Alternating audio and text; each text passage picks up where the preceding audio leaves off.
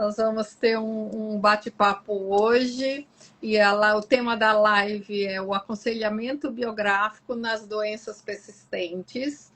E este ano a gente tem feito, né, lives com pessoas da ELEB, a Escola Livre de Estudos Biográficos, que fizeram, que escreveram livros, ou no caso agora da Márcia, o capítulo de um livro, faz parte de uma coletânea de livros. Então, todas as lives anteriores, e vocês podem assistir, que ficou gravada e está no Instagram da ELEB, as outras lives com profissionais do aconselhamento biográfico e da ELEB que fizeram essa escrita.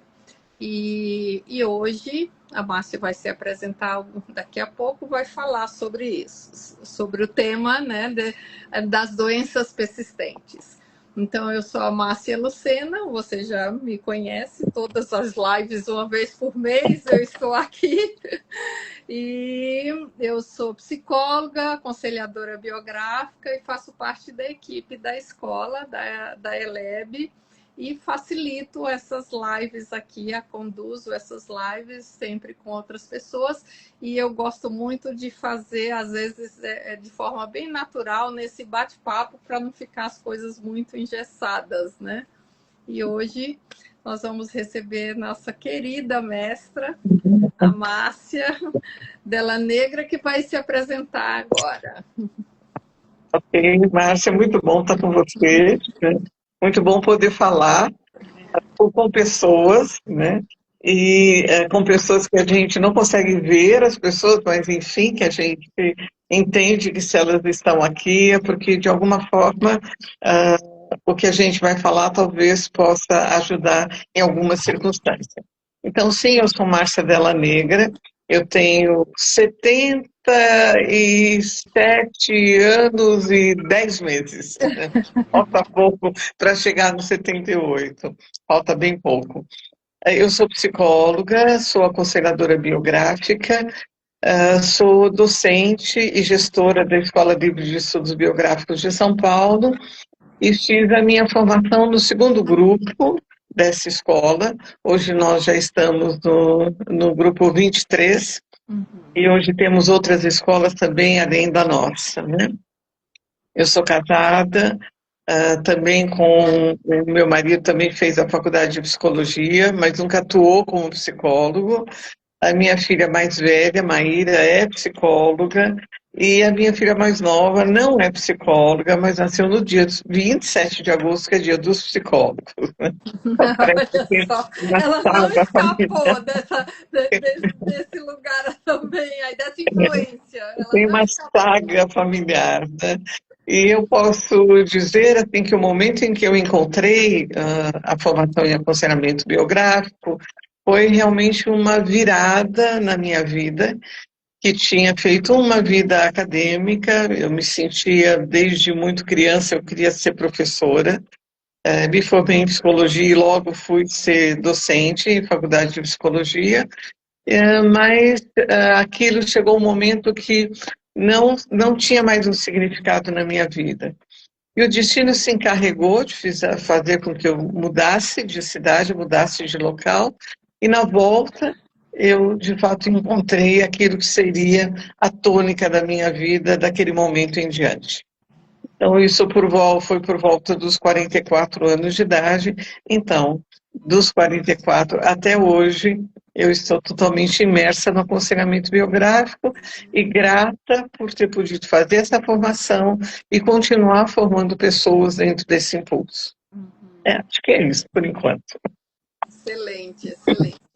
Então, vamos começar pelo tema, né, que a Márcia faz parte da coletânea deste livro, No Umbral da Morte, a Antroposofia e os Cuidados no Fim da Vida.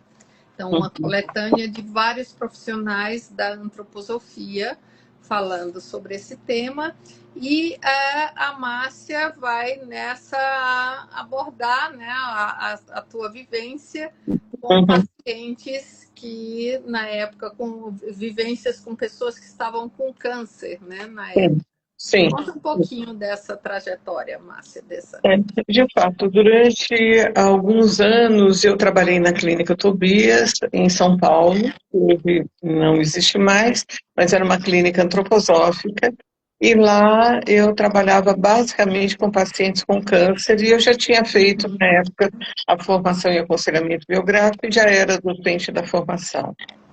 Então, o trabalho que eu vinha realizando com esses pacientes, num dos congressos que eu apresentei esse trabalho, o Ciro Augusto, que é o organizador desse livro, se interessou e pediu se eu não poderia trazer as minhas experiências com relação aos pacientes com câncer. E foi o que de fato eu fiz, e eu relatei alguns casos, posso resumi-los brevemente, porque depois disso, depois que eu saí da clínica Tobias, isso já faz bastante tempo, mais ou menos uns 20 anos que eu saí da clínica Tobias, eu continuei trabalhando com pacientes também com câncer, mas aí a vida se encarregou de trazer outras realidades, né? Mas no caso desse livro, eu trouxe a vivência de situações bem particulares. Eu vou citar duas situações particulares. Teve uma cliente que me procurou, ela já tinha um diagnóstico de câncer e já tinha também tido a recomendação de que ela me procurasse. E ela ouviu essa recomendação do médico, mas deixou para lá. Passaram-se alguns anos e ela acabou ouvindo novamente a mesma recomendação e ela se deu conta de que a casa em que ela morava, em Vinhedo, ficava 2 ruas acima da rua onde eu tinha, na época, a clínica. Olha só. Foi, foi bem interessante. E ela, então, me procurou e tivemos um primeiro encontro. E nesse primeiro encontro, ela falou longamente sobre a relação dela com a mãe. E a ideia dela era fazer uma retrospectiva biográfica, mas tinha uma emergência dela de falar sobre a mãe, da relação dela com a mãe dela. E ela trouxe isso, tivemos um primeiro encontro, tivemos um segundo encontro, e depois disso ela recebeu a notícia de que ela teria que fazer uma cirurgia, uma nova cirurgia. E ela foi para a cirurgia, me ligou do hospital e disse, olha, eu vou fazer a cirurgia, quando eu sair do hospital, eu quero continuar fazendo a retrospectiva biográfica. E a conversa que nós tivemos sobre a mãe dela foi bastante profunda, numa retrospectiva desta relação. O tempo passou, eu não tive notícias dela, e um dia eu abro o jornal aqui em Vinhedo e eu vejo a notícia de que ela havia falecido. E eu pensei, meu Deus, como assim, né? Será que essa conversa que nós tivemos, falando sobre a relação dela com a mãe, e depois fazendo uma prospectiva de como nós poderíamos aprofundar essa questão no primeiro setênio, acabou não acontecendo. Então, era uma paciente que, por causa da circunstância de vida, só pôde tratar de um único tema, que foi o tema da mãe. Um outro caso que eu relato também nesse livro, acho que é importante recordar, foi de um homem que me procurou, já a situação de câncer dele era mais no rosto, e ele me procurou num estado bastante avançado da doença, e ele já tinha essa perspectiva de que talvez ele não tivesse muitas possibilidades de ter um prolongamento, mesmo a partir do tratamento da vida dele. E ele veio, fizemos acho que 3 ou 4 sessões, e ele falou longamente sobre o primeiro setênio, o segundo setênio, porque ele estava muito interessado em entender os filhos dele e como isso iria atuar sobre os filhos dele. Né? Se ele estava agindo certo, se ele estava conduzindo bem, se o que ele tinha feito, a maneira como ele estava conduzindo, se era a maneira mais correta. E falamos sobre o significado do primeiro setênio, do segundo setênio, como isso poderia atuar sobre as crianças, de que forma.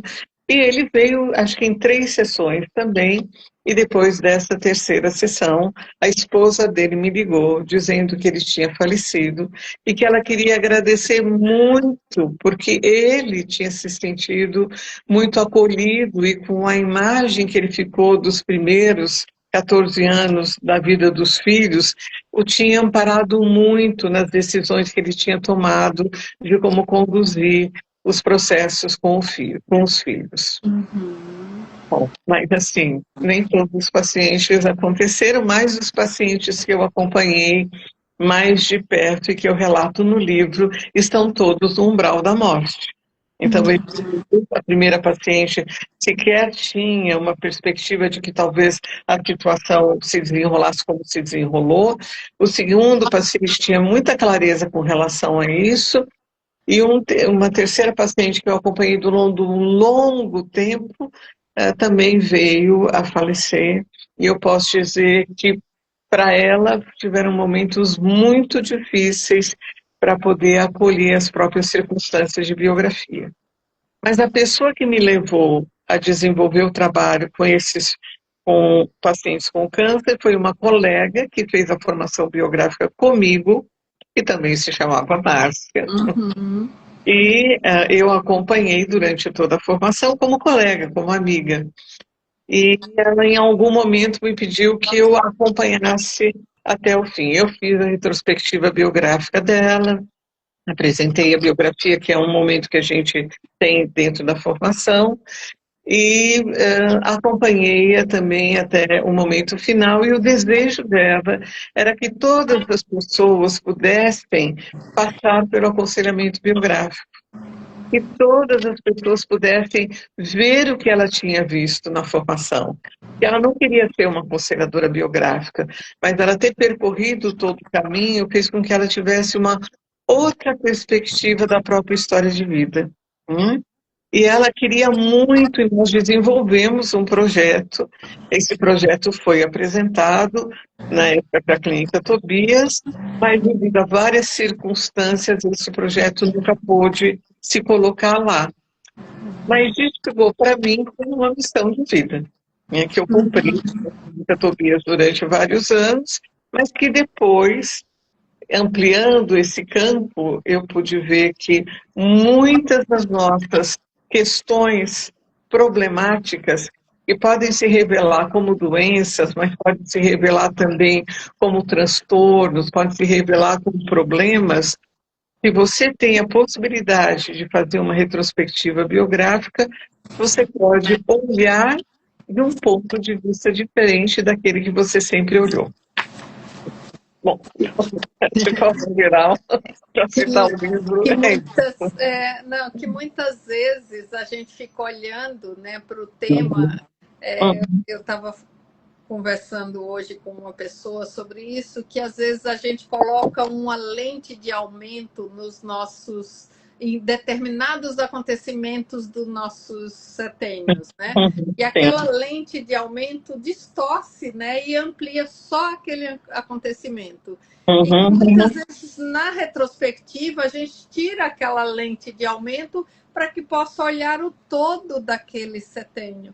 E aí a gente não vê só aquele, não fica só a vida inteira sendo determinada por aquela lente de aumento que a gente coloca em algum tema, né?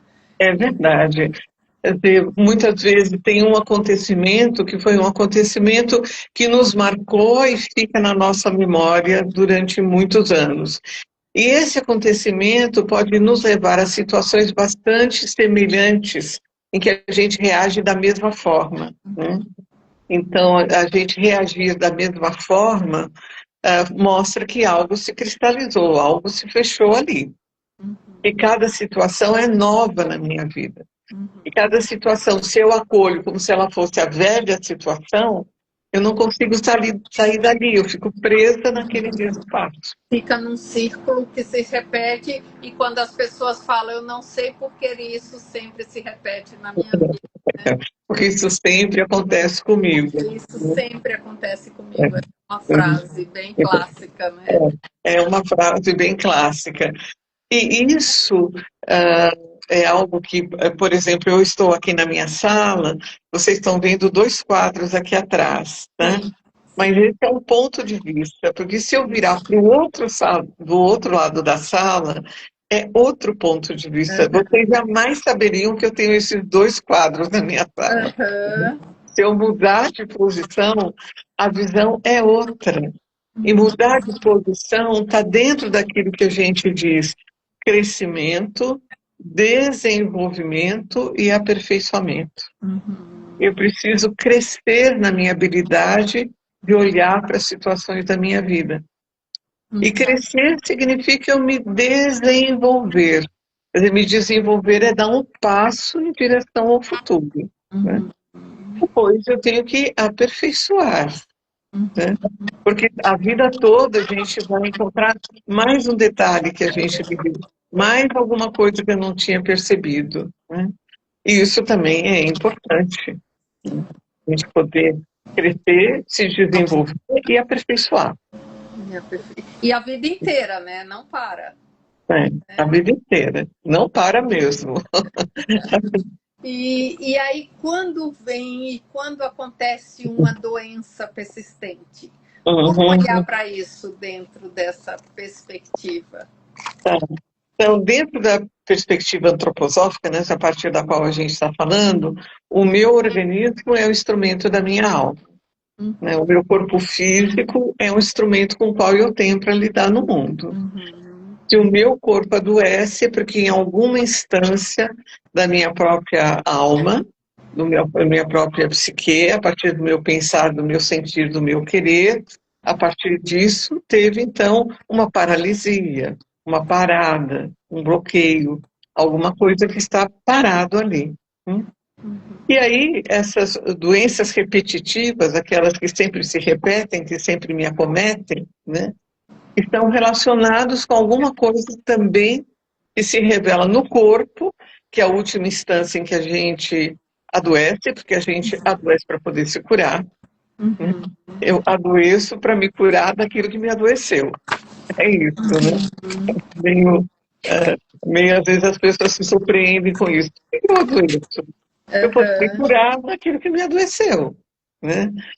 Então, na medida em que eu vou compreendendo melhor, na medida em que eu vou pensando com mais clareza, sentindo, me permitindo sentir aquilo que eu não me permitia sentir, não me permitia revelar, não me permitia demonstrar, e agindo de uma forma diferente do que eu estou cristalizada, de que diante de certas circunstâncias desperta um gatilho e eu vou atuar sempre da mesma forma, eu também tenho um auxílio para essas coisas que se repetem sempre na minha vida.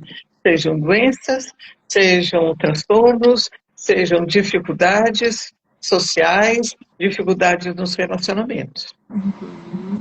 Então, diga. Tudo que se repete está mostrando que, como dizem nos contos de fada, no conto de fada aparece uma vez, aparece a bruxa aparece uma vez, ela aparece a segunda, ela aparece a terceira. Na quarta vez, opa, ou tem uma mudança, porque você aprendeu nas vezes anteriores, ou você fica prisioneiro da bruxa. Tem um acordar, né? Como na história da Bela Adormecida, ou de outras histórias, né? Eu durmo por 100 anos, mas chega uma hora que eu acordo e eu passo a atuar na minha história, né? Então, é quase um acordar. E a bruxa, às vezes, tem esse lugar. Eu posso ficar presa, como você falou, né? Nessa repetição de bruxas na minha vida. Ou, né, eu acordo e tomo a responsabilidade pela minha vida, né? E muitas vezes, na maioria dos contos de fadas, histórias, é isso que acontece, né? Pois é. Só que no conto de fadas a gente usa a imagem do príncipe encantado. Qual é o príncipe encantado que me desencanta, né? Que me acorda? É o meu próprio eu, a minha própria individualidade que se coloca diante das situações de vida e toma a decisão de que eu preciso agir diferente diante das mais diversas circunstâncias da vida. Eu não posso dizer eu sou assim, eu, eu não posso cristalizar, né? Eu tenho sempre que olhar para a situação tal qual ela se apresenta e me perguntar, nessa situação, como eu posso atuar com ela?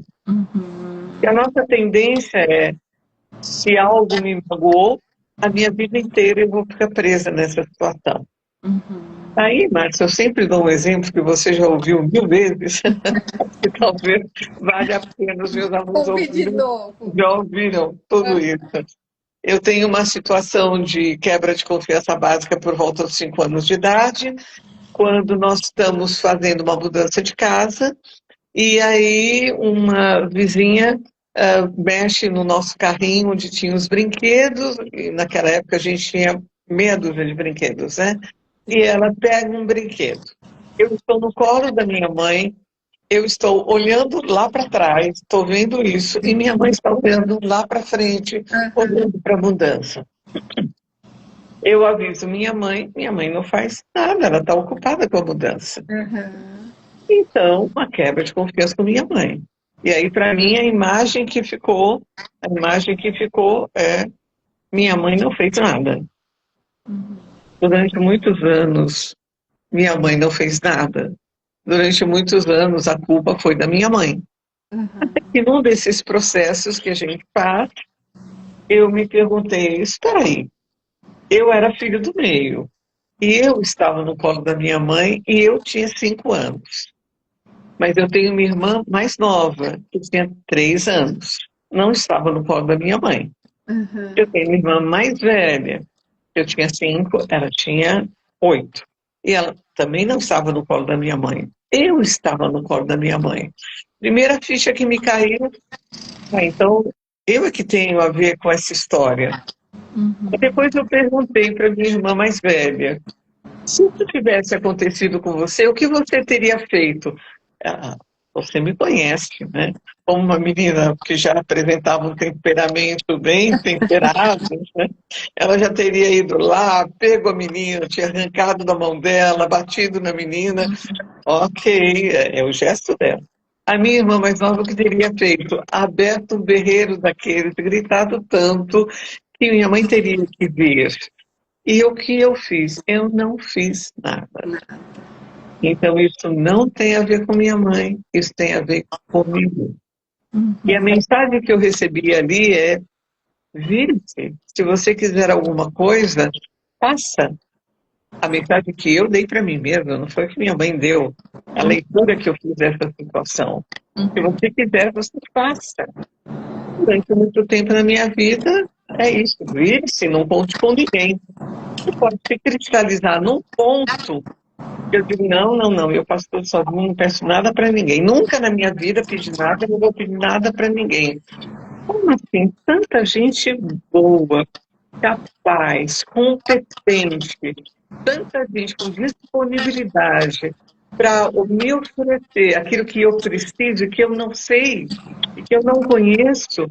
Se eu continuar a vida inteira, não quero, não quero, não quero, eu me viro, eu me viro, eu me viro, eu me viro, né? Não confio em ninguém, eu teria perdido tanta coisa boa na vida. E tantas oportunidades que as pessoas me deram, né? Quanto tempo você ficou nesse lugar, né? Até É. fazer esse processo, né? Até ter a maturidade para perceber, sabe, que sim, eu ter feito essa leitura vire-se, para mim foi muito importante. Porque eu era uma menina doentinha, então, sabe, podia ter ficado. Mas o fato de que esse impulso veio na minha direção me deu força para ir para o mundo. Não posso dizer que isso não tenha me trazido uma dor com relação à minha mãe, uma dificuldade no meu relacionamento com ela. Mas quando eu faço a leitura correta, eu liberto minha mãe e, ao mesmo tempo, eu assumo responsabilidade pela minha própria felicidade, por ir lá tirar o brinquedo da mão da menina. Eu Você sai tenho que da ir lá condição tirar. de vítima, né? Desse Exato. lugar. É, E aí, esse é o acordar do eu, né? Que a gente estava falando. Quando eu acordo isso. para esta situação, porque são Uhum, várias as situações, né? Quando eu acordo para essa situação, eu tô no eu, acordo para o meu eu, para uhum, este lugar, né? uhum, uhum. Exatamente. A Elaine está perguntando se foi através de uma escrita biográfica. Não, foi através de um aprofundamento cada vez maior nas situações mais emblemáticas da minha própria biografia, né? Porque isso eu trabalhei muitas vezes, e muitas vezes eu parava nesse impasse. É minha mãe, até o dia que eu compreendi, não é minha mãe, sou eu. Muitas vezes eu fico culpando o outro, o outro, o outro, o outro. O outro me causa dor, claro, me causa frustração, claro, me impede, claro, o outro faz tudo isso. Mas o que foi eu? O que não ficou claro para É, mim. o que eu não percebi? Até o dia que eu percebi, aí eu disse, liberto minha mãe. Não preciso mais ficar presa, né, A nessa esses, situação. Liberto. a esse acontecimento. E Ah, libertando minha mãe, liberto a mim mesmo também. sim, sim. Uhum, Porque senão fica isso atuando na sua vida e atraindo situações repetitivas, né?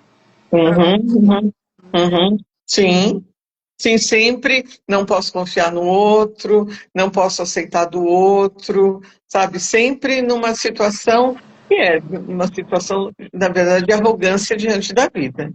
É porque se não fosse o outro, não teria a existência de nenhum de nós. Uhum. Uhum.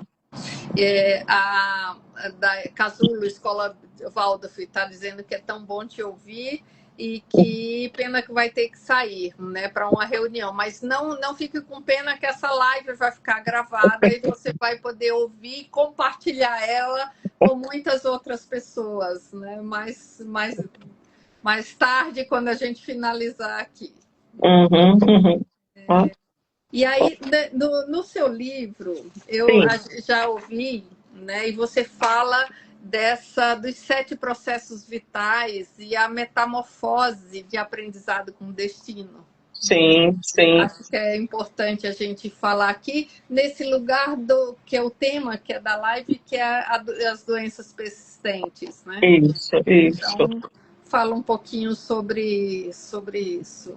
Então, com o Van Houten, que foi quem, na verdade, desenvolveu essa metodologia dos 7 passos do aprendizado do destino, ele nos traz muitas reflexões.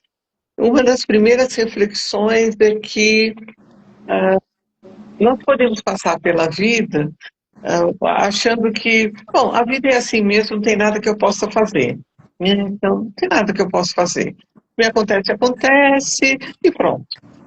Não, eu digo não, nós podemos ser ativos, nós podemos olhar para aquilo que a vida nos traz como aprendizado, né?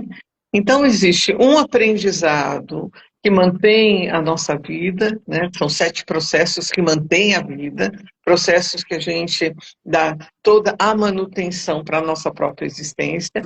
Tem processos de aprendizado, mas tem processos de aprendizado com destino.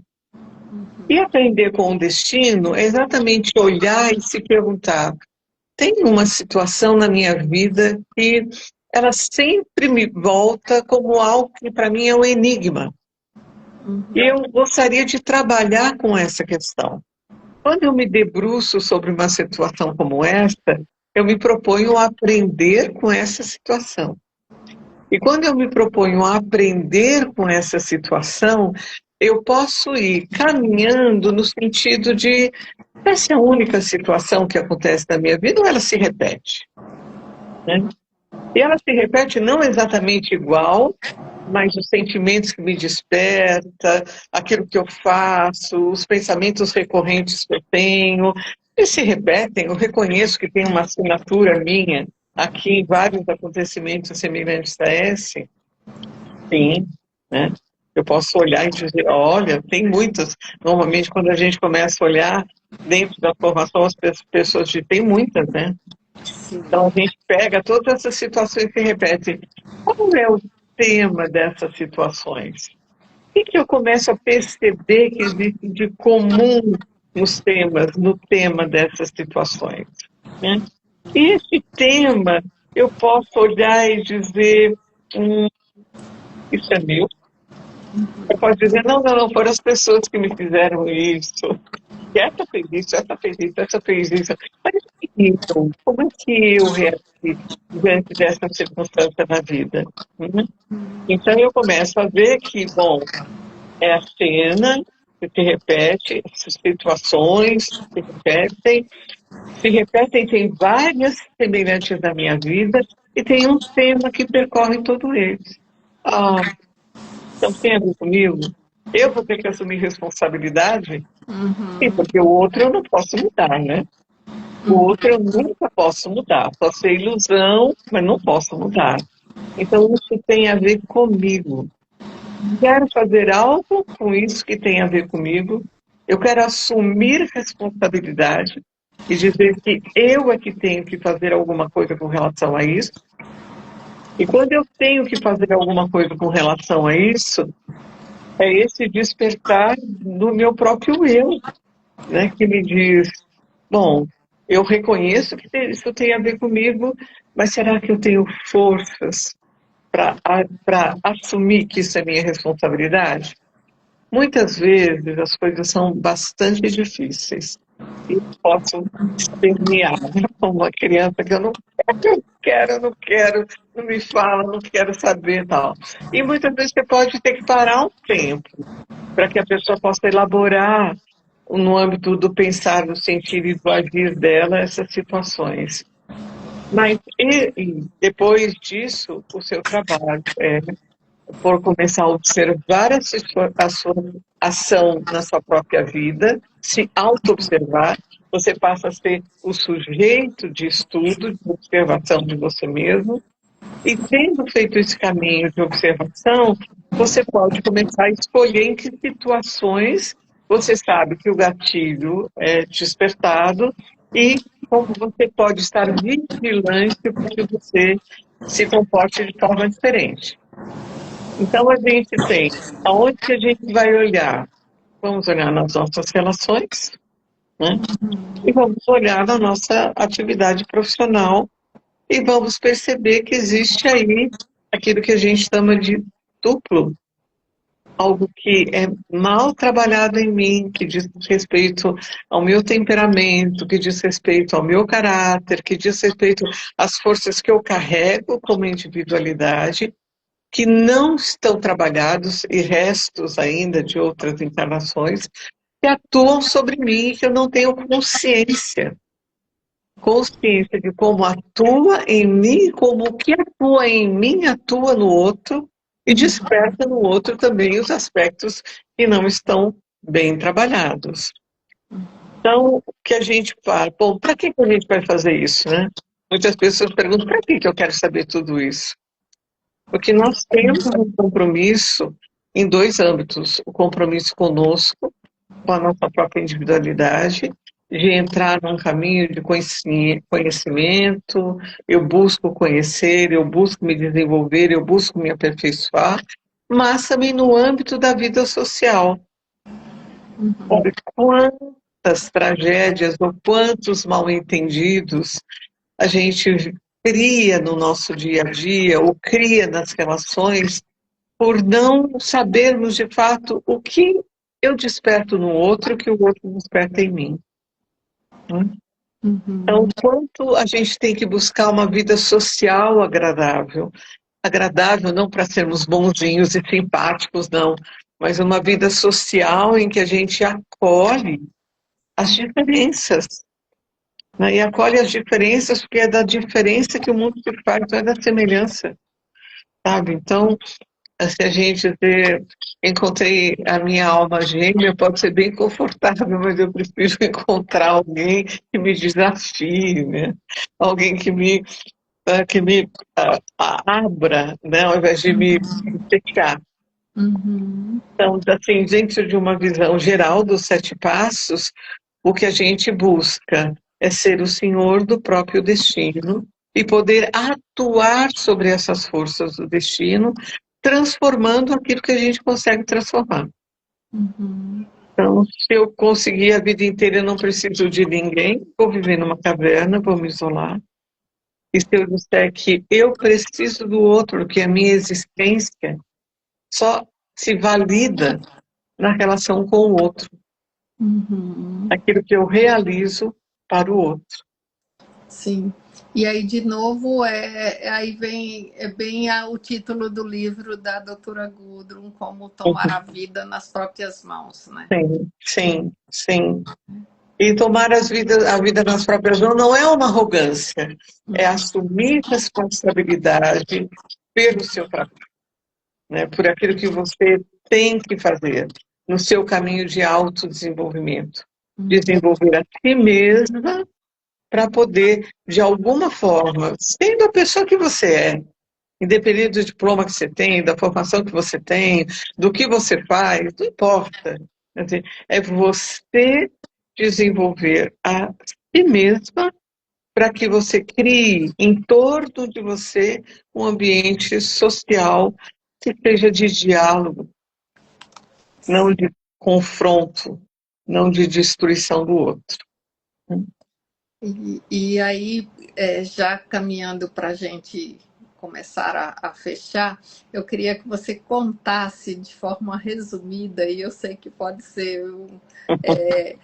o conto que você traz nesse livro, que é A Moça Tecelã, né, da Marina Colasanti, que é bem significativo nesse sentido que você está trazendo de como se responsabilizar por si, Uhum, e que a vida fez com você, que acontecimentos trouxeram e que o que você faz, né, nesse passos do destino. Como é que eu uhum, tomo o meu destino nas minhas mãos? uhum, Então, uhum. tem pessoas que não sabem, é um conto belíssimo.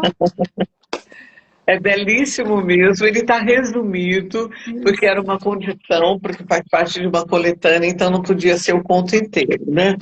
Mas esse conto, ah, ele veio também no momento da vida em que eu trabalhava aqui já em Vinhedo, numa clínica, com uma tecelã, Isabela Seabra, que era tecelã. Ela tecia teares maravilhosos, né?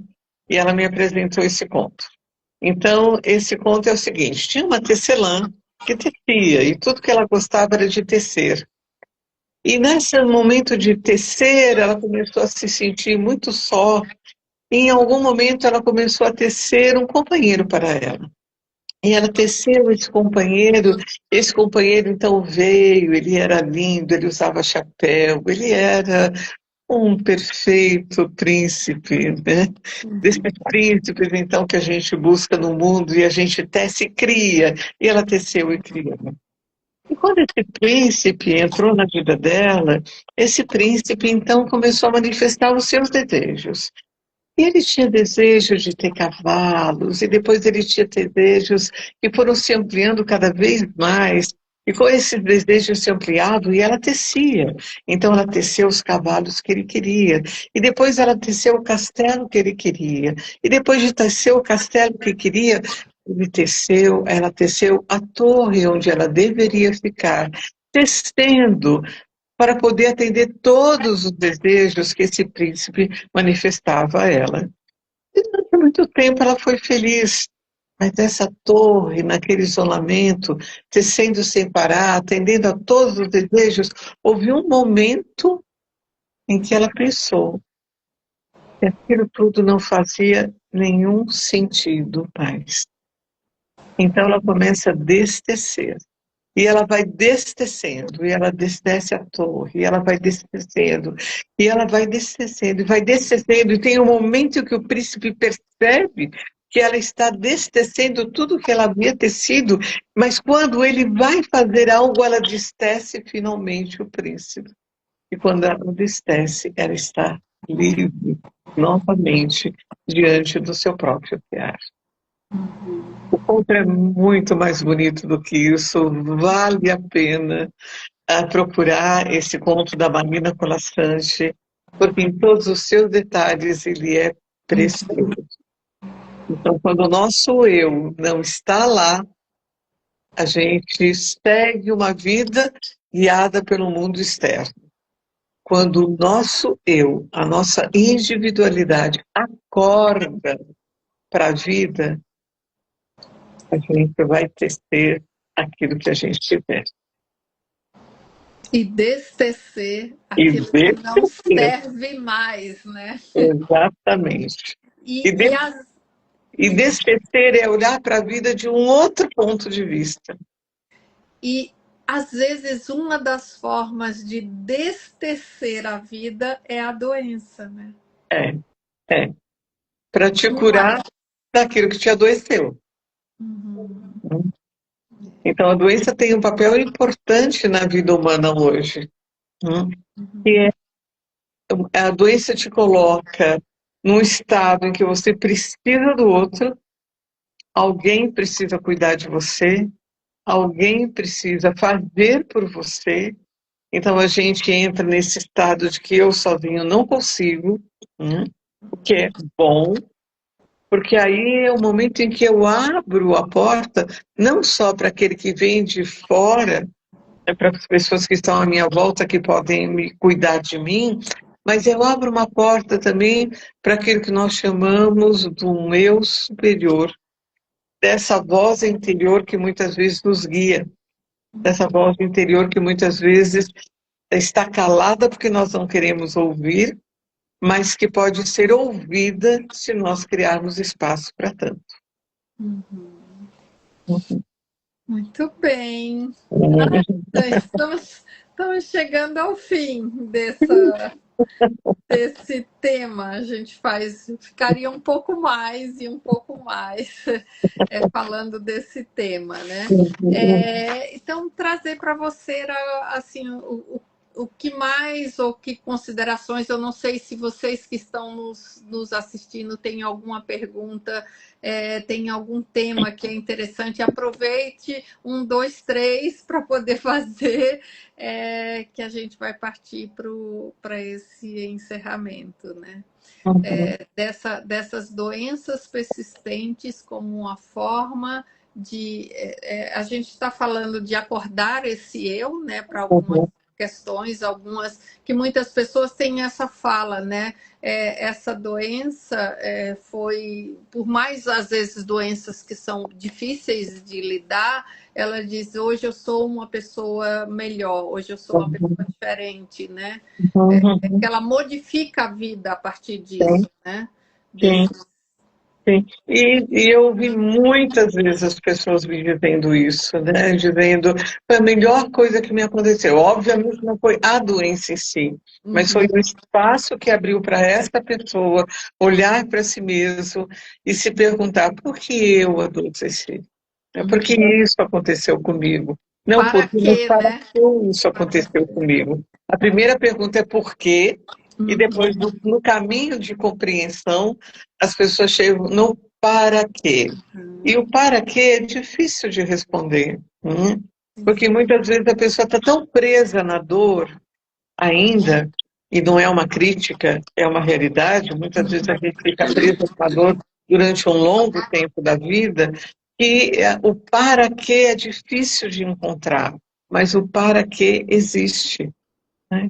Então, uma coisa que a gente diz que uma das coisas que é uma lei espiritual, não é uma lei dos homens, é uma lei espiritual, é que todo o mal há de se transformar em bem. É muito difícil a gente entender isso hoje, né? Muito difícil entender isso hoje.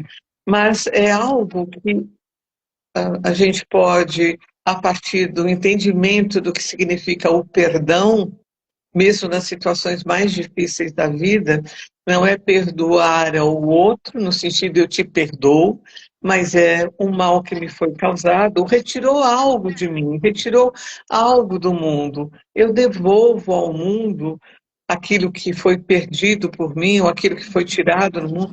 Eu devolvo de forma de amor, né? Devolvo numa forma de buscar uma compreensão e entender que o mal que me foi causado, a pessoa que causou o mal, ela vai ter que se ver com isso. Eu tenho a ver com reencontrar em mim aquilo que me foi tirado.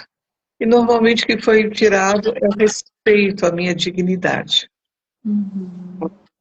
Então eu recupero a minha dignidade quando eu procuro encontrar, devolver como bem aquilo que foi me causado como mal, né? Devolver como bem é o respeito ao outro, o acolhimento ao outro. Não estou dizendo aquele que te agrediu, aquele que te causou mal. Esse vai fazer o caminho dele. Estou fazendo com você agora isso dentro de você. O que eu faço com aquilo que me fizeram, né? Sim, é. E não fico preso naquilo que me fizeram. Uhum. É. Muito, muito importante essa reflexão. Uhum. Muito bem, Márcia. Ai, um prazer estar aqui, conversar com você. Para quem não assistiu essa live ou chegou no meio ou mais para o fim, não se preocupa, essa live vai ficar gravada, daqui a pouco já vai estar lá nas lives da Eleb. Uma vez por mês a gente faz esta live, né? Sempre com um tema, então vocês vão poder assistir. A Marília está dizendo parabéns pela live e obrigada pelo convite, né, Hum. disso. Obrigada por estar aqui. É isso. Então, tuas considerações finais, Márcia. Ok. Então, as pessoas sempre me perguntam, né? Para que eu vou mexer na minha biografia se tem tanta coisa dolorida nela? Exatamente para você poder se livrar da dor, né? É difícil a gente passar pelo buraco de agulha quando algumas situações da vida são bem difíceis, né? Mas depois que a gente passa pelo buraco da agulha, a gente não teme se libertar daquilo que a gente ficou preso, ou a gente amplia a nossa compreensão, a gente pode dizer, nossa, como foi bom. E muitos clientes me dizem, eu nunca tinha contado isso para ninguém. E Uhum, agora que eu contei, parece que isso diminuiu. O que diminuiu é o fato de que eu posso compartilhar. E posso compartilhar aquilo, posso ser acolhido e posso acolher a mim mesma com a minha própria dor. Eu uhum, posso acolher, né? Então, mesmo que você não acredite em nada da antroposofia, mesmo que você não acredite em nada do que é setênio, não tem importância, porque os setênios atuam sobre você, as leis biográficas atuam sobre você.